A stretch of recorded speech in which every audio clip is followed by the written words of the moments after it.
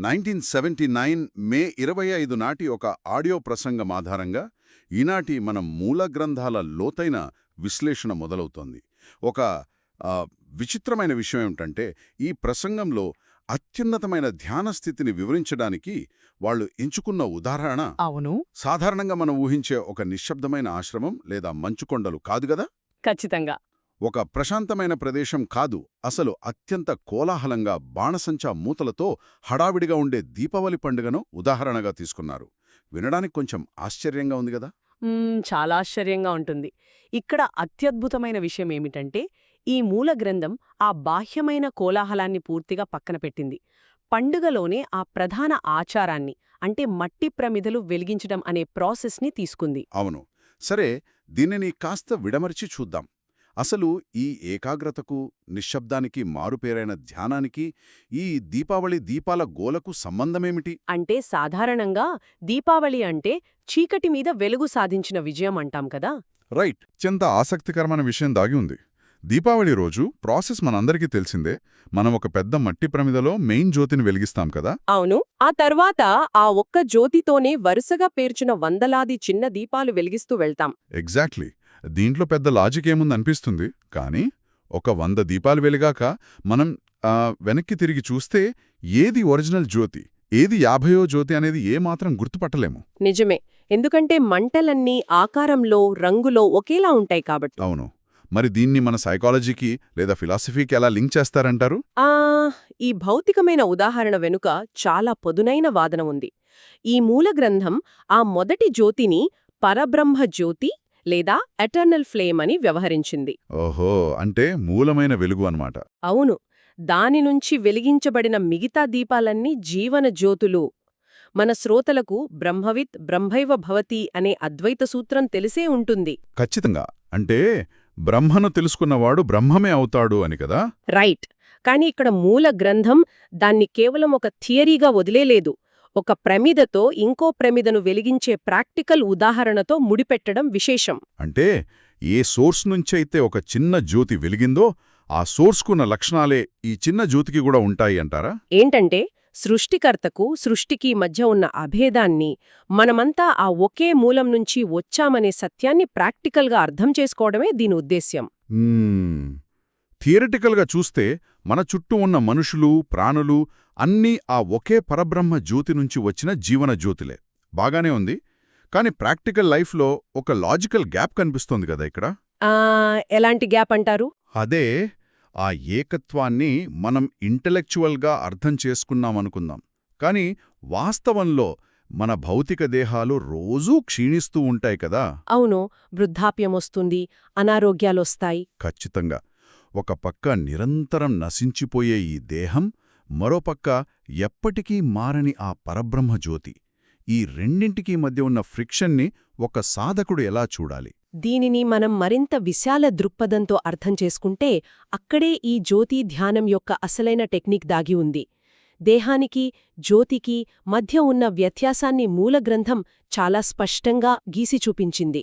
Right. భౌతికమైన ప్రతి వస్తువుకు ఒక ఎక్స్పైరీ డేట్ ఉంటుంది. దీనికోసం క్షీణే పుణ్యే మర్త్యలోకం విశంతి అనే వాక్యాన్ని కూడా ప్రస్తావించారు. క్షీణే పుణ్యే మర్త్యలోకం విశంతి అంటే పుణ్యం అయిపోగానే తిరిగి కిందకు పడిపోవటం. ఎగ్జాక్ట్లీ. ఒక బ్యాంక్ బ్యాలెన్స్ లాగా ఆ పుణ్యం అయిపోగానే తిరిగి జీవుడు భూలోకానికి రావాల్సిందే. అదొక క్షీణదశ. భౌతికమైన ప్రతిదీ క్షీణిస్తుంది, కాని జ్యోతికి అలాంటి పతరం ఉండదు.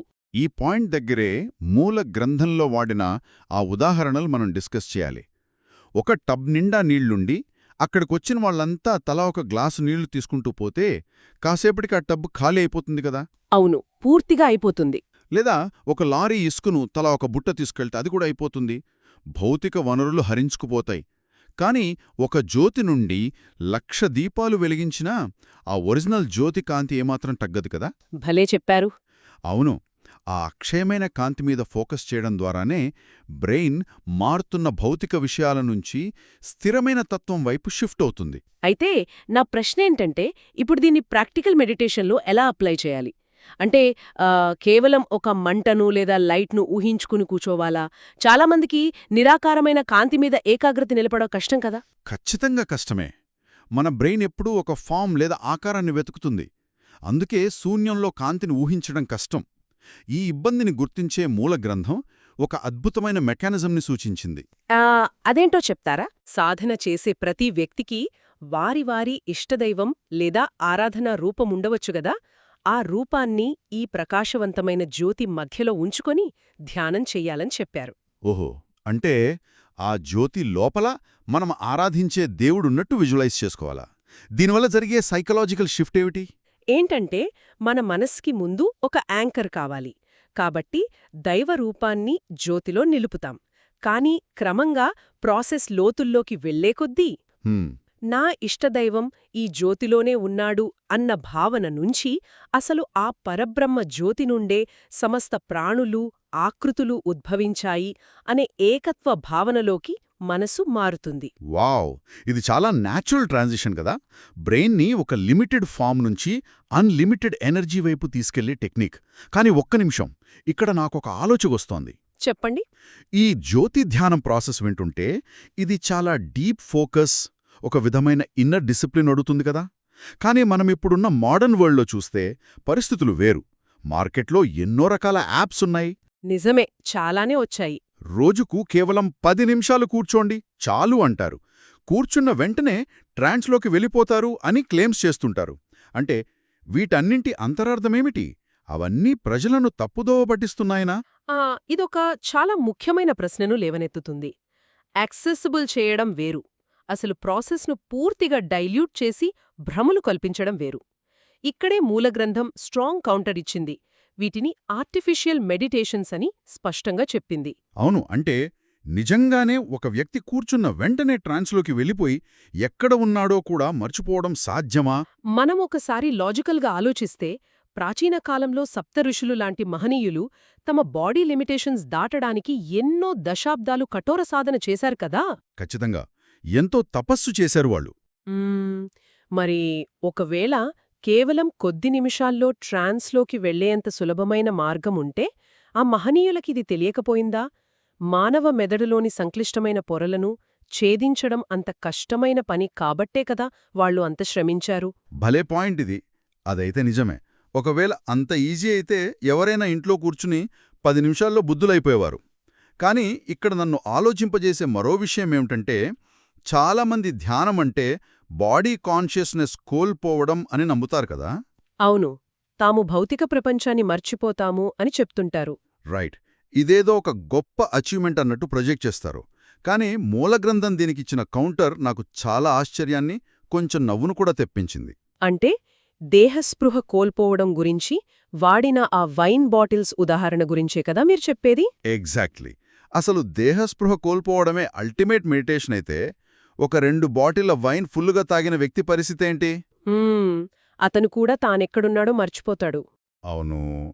వాళ్ళ లాజిక్ ప్రకారం చూస్తే తాగి రోడ్డు పక్కన పడిపోయినవాడు కూడా అల్టిమేట్ మెడిటేషన్లో ఉన్నట్టే కదా. వినడానికిది చాలా ఫన్నీగా అనిపించినా ఆ ఆర్టిఫిషియల్ మెడిటేషన్స్ డొల్లతనాన్ని భలే ఎక్స్పోజ్ చేస్తుంది.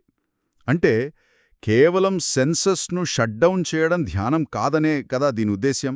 100% అదే. ఈ ఉదాహరణ వెనుక ఒక డీప్ ఫ్యాక్ట్ దాగి ఉంది. దేహస్పృహ కోల్పోవడమనేది మత్తువల్ల జరగవచ్చు, నిద్రవల్ల లేదా మూర్ఛపోయినా జరగవచ్చు కదా. అవును, వాటన్నిట్లో బాడీ కాన్షియస్నెస్ ఉండదు. శాస్త్రాల ప్రకారం ఇవన్నీ తామసిక స్థితులు, అంటే బ్రెయిన్ డల్లైపోయే స్థితి.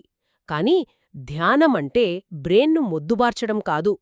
ధ్యానంలో బాడీ కాన్షియస్నెస్ దాటడమనేది మొదటి మెట్టు మాత్రమే. ఓహో, అదొక స్టెప్ మాత్రమే అంటారు. అవును. భౌతిక దేహం మీది ధ్యాస తగ్గినప్పుడు ఆ స్థానంలో ఆత్మస్పృహ లేదా సూపర్ కాన్షియస్నెస్ మేల్కొనాలి. అదే నిజమైన ధ్యానం. అంటే బ్రెయిన్ను షట్డౌన్ చేయడం కాకుండా దాని అవేర్నెస్ను మరింత విస్తృతం చేయడమన్నమాట. ఒక చీకటి గదిలో లైట్ ఆపేయడం కాదు, ఆ గది గోడలే లేకుండా పోయేంత గొప్ప వెలుగులోకి వెళ్లడమనొచ్చా? Perfect analogy. ఆర్టిఫిషియల్ మెడిటేషన్స్లో జరిగేది కేవలం ఒక సెడేటివ్ లాంటి ఎఫెక్ట్ మాత్రమే.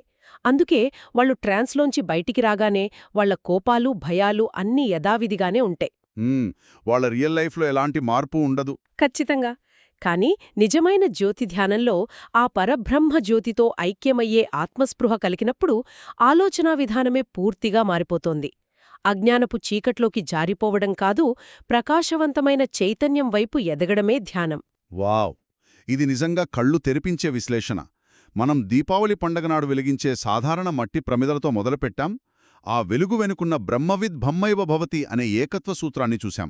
అవును, జ్యోతికి, నశించిపోయే గేహానికి ఉన్న తేడాను నీటితొట్టి, ఇసుకలారీ ఉదాహరణలతో అర్థం చేసుకున్నాం. అంటే ముఖ్యంగా ఆ 10 నిమిషాల ప్రశాంతత అని అమ్మే ఆర్టిఫిషియల్ పద్ధతులను సప్తఋషుల కఠోర సాధనతో పోల్చి ఎక్స్పోజ్ చేశాం. అలాగే ఆ వైన్ బాటిల్ అనాలజీతో దేహస్పృహ కోల్పోవడం అంటే ఏమిటో, సూపర్ కాన్షియస్నెస్ సాధించడం అంటే ఏమిటో లాజికల్గా డీకోడ్ చేశాం. నిజమే. దైనందిన జీవితంలో ఎదురయ్యే కోలాహలాన్ని తప్పించుకుని పారిపోవడం కాదు ధ్యానమంటే. ఆ కోలాహల మధ్యలో కూడా ఆ మూల జ్యోతితో కనెక్టయుండటం. చాలా డీప్ పాయింట్ ఇది. అయితే ఈ చర్చను ముగించే ముందు ఒక ఆలోచన నన్ను బాగా కదిలించింది. శ్రోతలు కూడా గమనించాల్సిన ఒక ఆసక్తికరమైన కోణమిది. ఒక ముగింపు ప్రశ్న. చెప్పండదేంటో. మనం మొదట్లో బ్రహ్మవిద్ బ్రహ్మైవ భవతి గురించి మాట్లాడుకున్నాం కదా. ఒకవేళ ఒక సాధకుడు ఈ జ్యోతిధ్యానం ద్వారా నిజంగానే ఆ సూపర్ కాన్షియస్నెస్ను సాధిస్తే అప్పుడు అతనికి ఈ ప్రపంచం ఎలా కనిపిస్తుంది? చాలా మంచి ప్రశ్న. తాను రోజూ కలిసే తోటి మనుషుల్లో, తన ఆఫీస్ కొల్లీగ్స్లో, ఎందుకు తనకి ఏమాత్రం నచ్చని వాళ్లలో కూడా అతనికి అదే జ్యోతి కనిపిస్తుంది కదా. ఖచ్చితంగా. ధ్యానం యొక్క అంతిమ లక్ష్యం అదే, మనలో ఉన్న వెలుగే ఎదుటివారిలో కూడా ఉందని సాక్షాత్కరించుకోవడం. అదే జరిగితే సమాజంలో మన బాంధవ్యాలు, ఎదుటివారిని చూసే విధానం ఇంకెంత అద్భుతంగా మారుతుందో ఒక్కసారి ఊహించండి. మనల్ని ఇబ్బంది పెట్టేవారిని కూడా ఒక శత్రువులా కాకుండా అదే సోర్స్ నుంచి వచ్చిన ఇంకో చిన్న జ్యోతిలా చూస్తాం. అవును, అప్పుడు ఈ ప్రపంచం పట్ల మన దృక్పథం పూర్తిగా మారిపోతుంది. రైట్.